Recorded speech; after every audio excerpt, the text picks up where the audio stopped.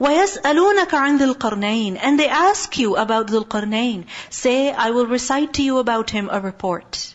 Who was Dhul Qarnayn? He was a just and fair king. Indeed, we established him upon the earth, and we gave him to everything away. Meaning, Dhul Qarnayn had a very strong kingdom, and he had the ability to travel far and wide very easily. So he followed away, meaning he went on a journey. Until when he reached the setting of the sun, he found it as if setting in a spring of dark mud. And he found near it a people. Meaning, at sunset he reached a place where the sun was appearing to set in dark, muddy water. And close to it were some people. And these people, Allah said, O Dhul Qarnayn, either you punish them or adopt among them a way of goodness. Meaning you have the power. If you want, you can be good to them. If you want, you can punish them.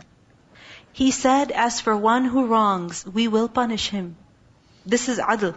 This is the justice of Dhul Qarnayn. He chose justice. Allah gave him the freedom to choose whatever he wanted. Either be just or be oppressive.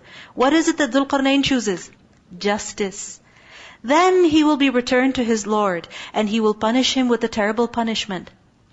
The punishment for dhulm is in this life and the next. Because what does Dhul Qarnayn say? I will punish him here. However, this person will go to Allah, and there, that is where he will find the real punishment. But as for the one who believes and does righteousness, he will have a reward of paradise, and we will speak to him from our command with ease. Then he followed away. He didn't stop there. He didn't say, let me retire, let me have fun now. No. He went on another expedition, until when he came to the rising of the sun, he came to a place where the sun was rising, he found it rising on a people from whom we had not made against it any shield. Meaning these people were so poor, they were so backward, they had nothing to protect themselves from the light of the sun. You see, Dhul Qarnayn had a lot of resources, he had a lot of money, a lot of manpower. And what we see is that he did not indulge in the treasures that Allah gave him for his own pleasure. No. Rather, he used the resources that Allah gave him. He traveled far and wide. Why? In order to benefit people.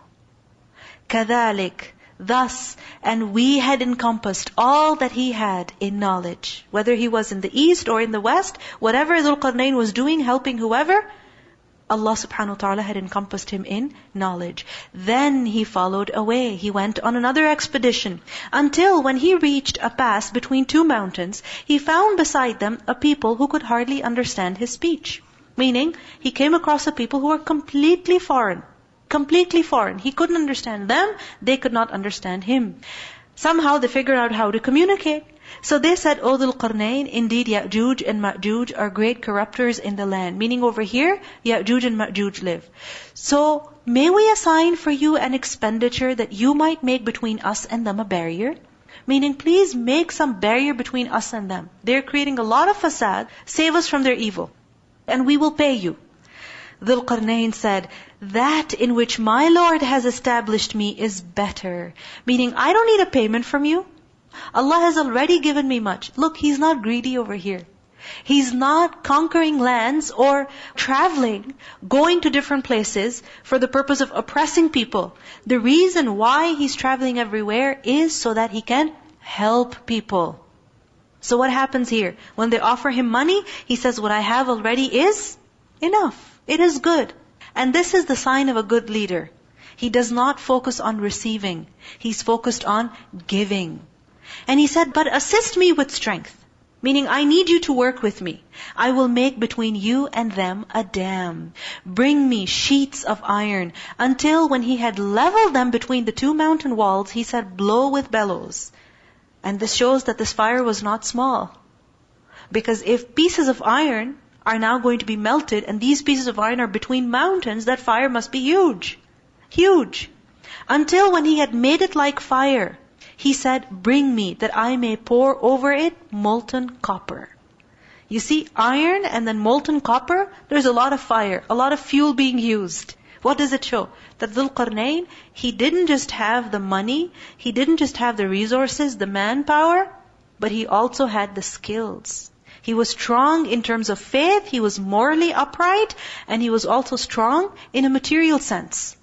So what happened? When this wall was built, when this barrier was built, So Ya'juj and Ma'juj were unable to pass over it. Nor were they able to effect in it any penetration. I mean, they couldn't even make a hole in that wall in order to break it. They couldn't go over it and they couldn't break through it. So they were locked behind it. Now imagine, what a great achievement